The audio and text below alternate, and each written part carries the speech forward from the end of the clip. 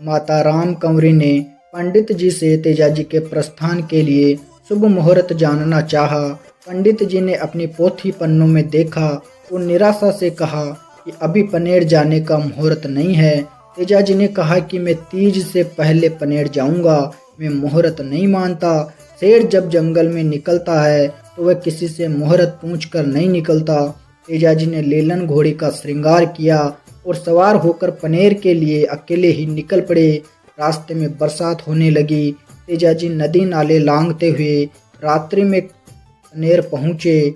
रात्रि विश्राम के लिए बाग के मालिक को 2 सोने की मोहर दी। लीलन ने रात भर में पूरे बाग को उजाड़ दिया। सुबह के समय बाग के माली ने जाकर पेमल को शिकायत की कि बाग में रात्रि के समय एक परदेसी आया था जिसकी घोड़ी ने पूरे बाग को उजाड़ दिया है।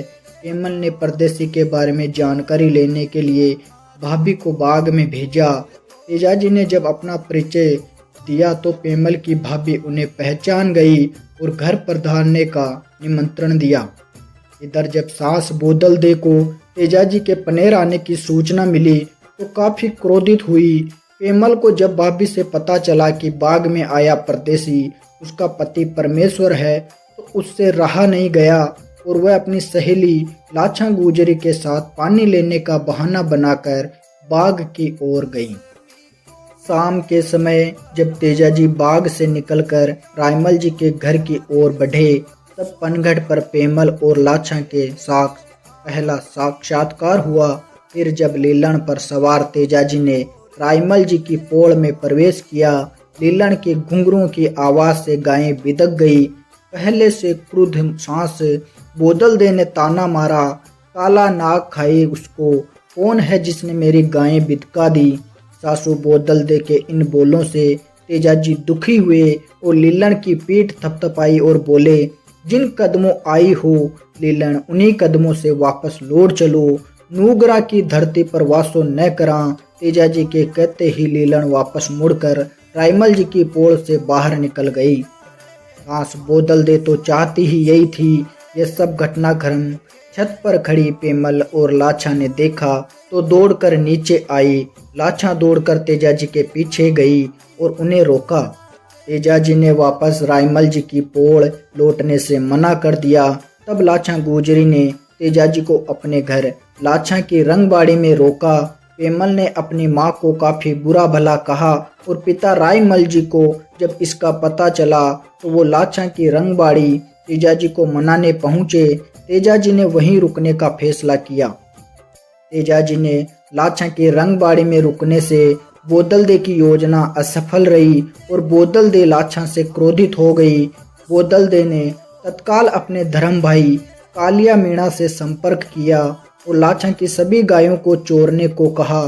कालिया मीणा इसके लिए खुशी खुशी तैयार हो गया।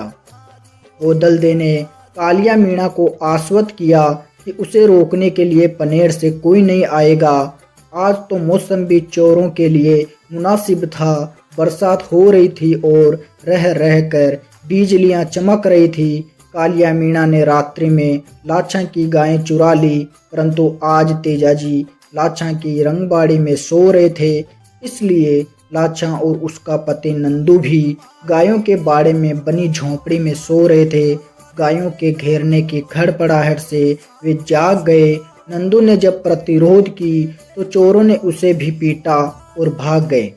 लाछा ने चोरी की सूचना मुखिया रायमल जी तक पहुंचाने की कोशिश की, परंतु बोदल दे जो इसके लिए तैयार थी उसने बाहर से ही लाछा को भगा दिया।